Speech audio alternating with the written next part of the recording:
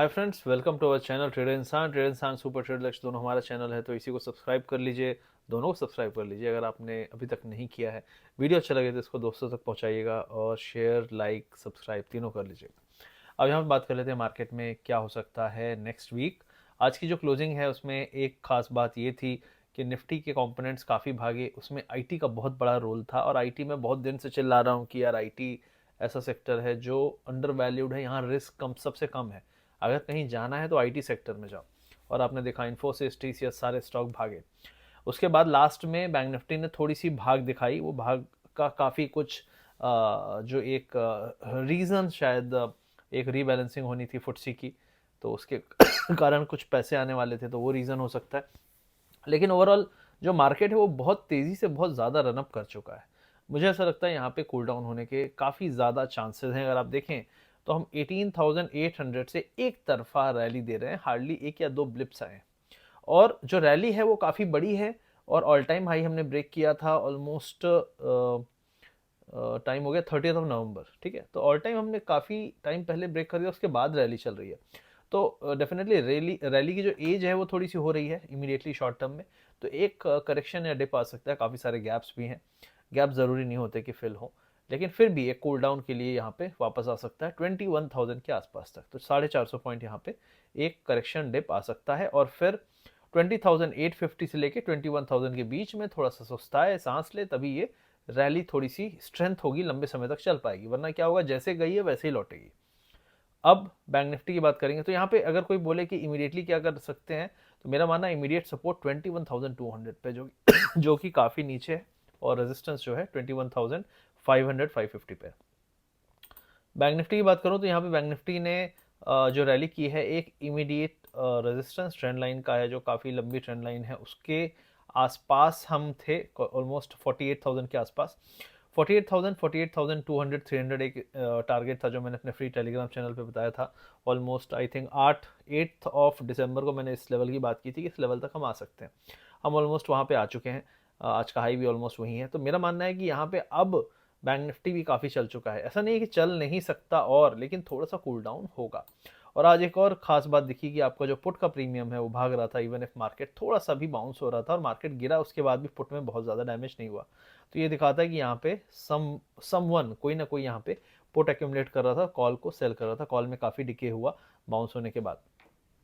तो ये फिलहाल है 48,200 250 रेजिस्टेंस है। सपोर्ट जो है आपका 47,500 के आसपास आपका सपोर्ट है जो मिलेगा, 500 600 के आसपास। तो यहाँ से वापस से अगर हम डिप मारते हैं तो पहला जो स्टॉप है 47,400 500 होगा।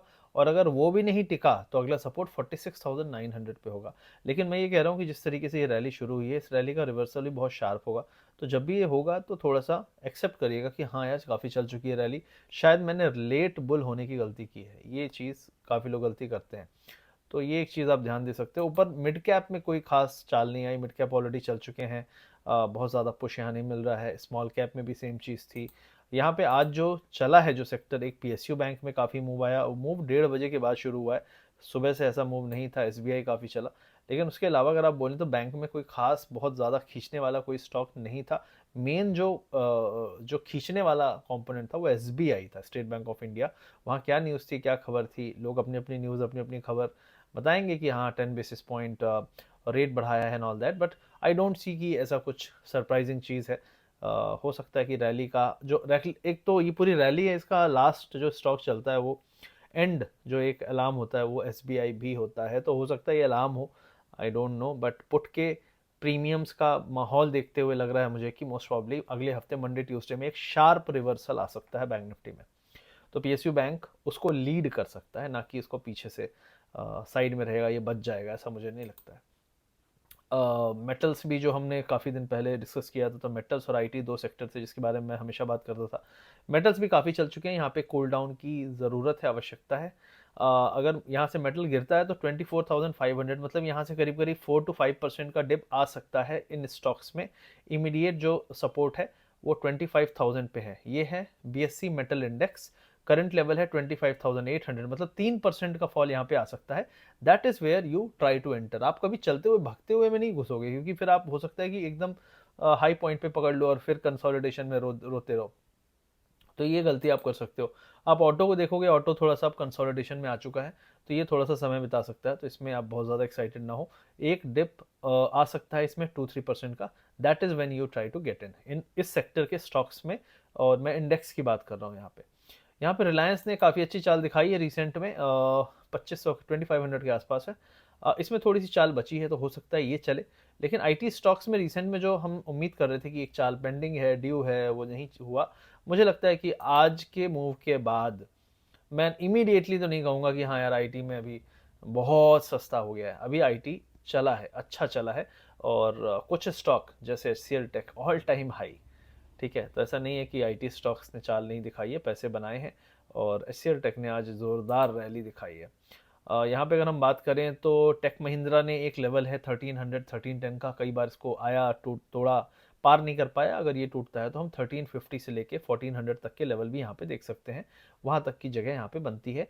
कोई भी डिप आता है तो इमीडिएट सपोर्ट होगा 1300 के आसपास, 1290 के आसपास, सॉरी। मतलब हम सपोर्ट पे ही बैठे हैं, यहाँ पे चाल थोड़ी सी हो सकती है। लेकिन मुझे लगता है टीसीएस, इन्फोसिस, ये बड़े स्टॉक कुछ ज़्यादा ही तेज़ भागे हैं, और मुझे लगता है कि इनको थोड़ा ज़्यादा कूल डाउन होने की आवश्यकता है। और होता भी है, जब भी इस तरह की रैली आती है तो शार्प रिवर्सल भी आता है, इसीलिए स्टॉक जो धीरे धीरे भगते हैं वो फिर भी सस्टेन कर लेते हैं।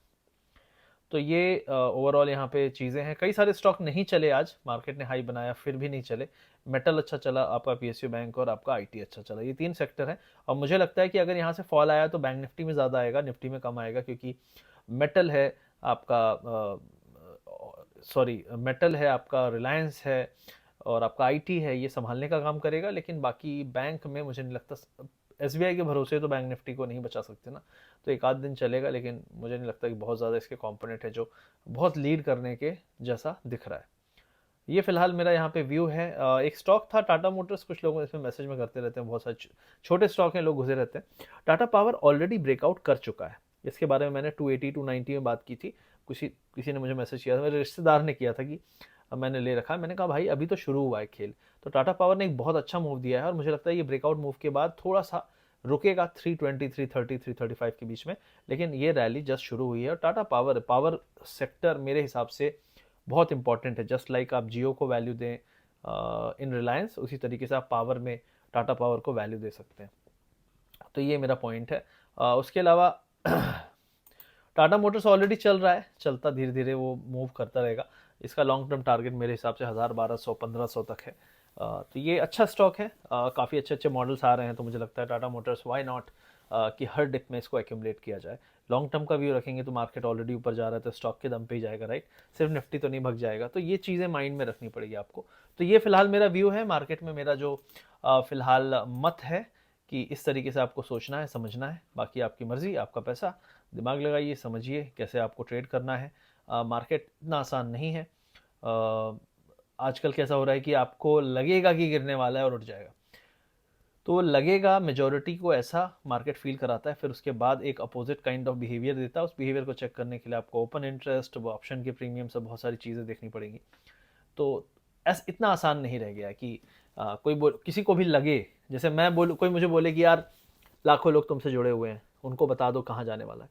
मैं अगर लाखों लोगों को बता दूंगा कि ऊपर जाने वाला है ना, तो ऊपर नहीं जाएगा, क्योंकि आपके बिहेवियर पे ही वो मार्केट को पलट रहे हैं दूसरे साइड के लोग। तो क्योंकि नेट सम जीरो गेम है, राइट। तो मैं नहीं चाहूंगा कि मेरे माइंड में जो चीज़ है वो सब तक पहुंचे, क्योंकि मैं अगर ट्रेड कर रहा हूं तो मेरा प्रॉफिट नहीं होगा, राइट। तो मेरा पहला कोशिश रहेगा मैं अपना प्रॉफिट बनाऊं। लेकिन मैं एक जनरिक व्यू देता रहता हूँ अपने फ्री टेलीग्राम चैनल पे, वीडियो के पिन कमेंट डिस्क्रिप्शन में आपको लिंक मिल जाएगा। हमारे कोर्स में लेवल्स देता रहता हूँ मैं, जनरिक मार्केट में निफ्टी बैंक निफ्टी क्या सेंटिमेंट दिख रहा है, क्या लेवल दिख रहे हैं, सपोर्ट रेजिस्टेंस ब्रेकआउट ब्रेकडाउन। यहाँ पे ऑप्शन के प्रीमियम को देखते हुए मुझे लग रहा है कि यहाँ पे फंस सकते हो आप, तो यहाँ पे लॉन्ग मत करो, शॉर्ट मत करो। इस तरीके से कई बार लोगों को मदद मिलती है, क्योंकि ये सब बिहेवियर सीखना पड़ेगा आपको, टाइम लगेगा, मेहनत लगेगी। लोग बोलते हैं कॉल ले लें, पुट ले लें। भाई कॉल ले लें, पुट ले लें, इतना आसान होता तो फिर ये तो वही बात हुई, भारत जीतेगा या पाकिस्तान, ठीक है। दिल तो बोलेगा हमेशा भारत जीतेगा, लेकिन हो सकता है जो अच्छा खेलेगा वो जीतेगा।